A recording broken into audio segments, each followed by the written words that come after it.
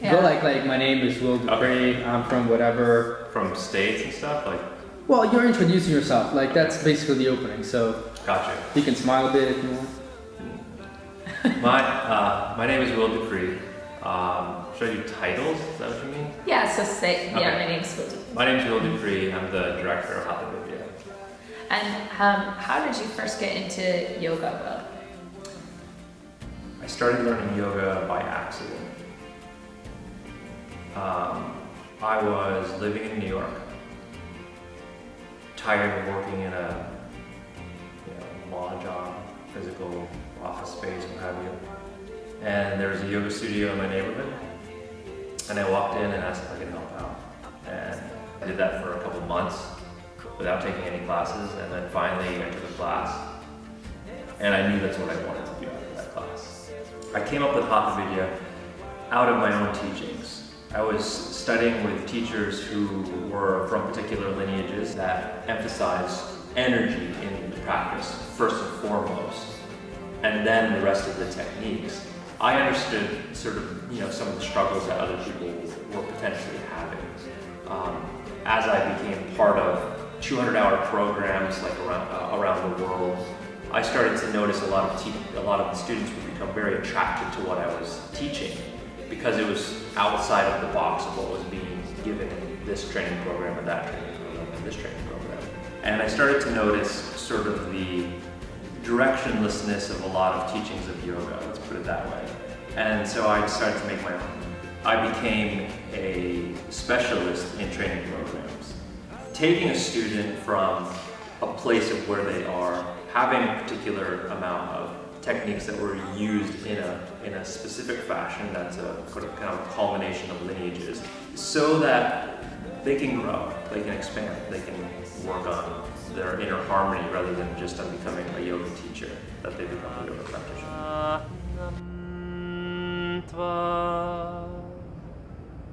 Ganapatim Havamahe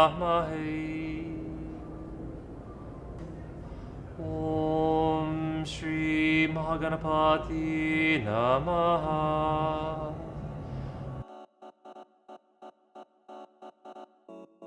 Hathavidya translates to the knowledge of Hatha Yoga, or Hatha Yoga is also the same word as Hathavidya.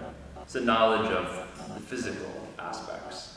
When we talk about physical, we're talking about the form, so your physical body, but we're also talking about the formless within the body. So it deals with the energy of the physical body and how to manipulate that energy. In Hathavidya, we utilize text rather than manuals. One of the reasons why we utilize a text rather than a manual is because a text is founding information. It's founding knowledge. There's a translation of it, sure, but when you run into a translation of a translation of a translation of an interpretation, then it can kind of skew the process that the student goes through.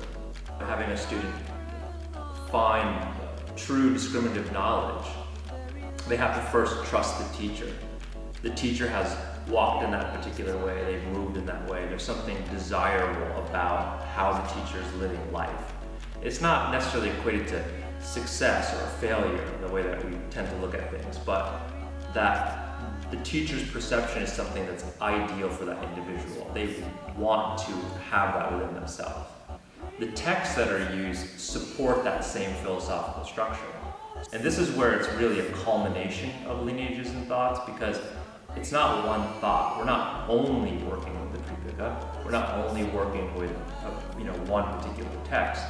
It's sort of moving through all of them in order for the person to land in the right mental framework. We spend a lot of time doing is experiential practices, reading the text, and then seeing how the text and the experience of something like a sadhana works within the individual. And then this is maintained, we maintain every single person's practice on a monthly basis to see what their development is.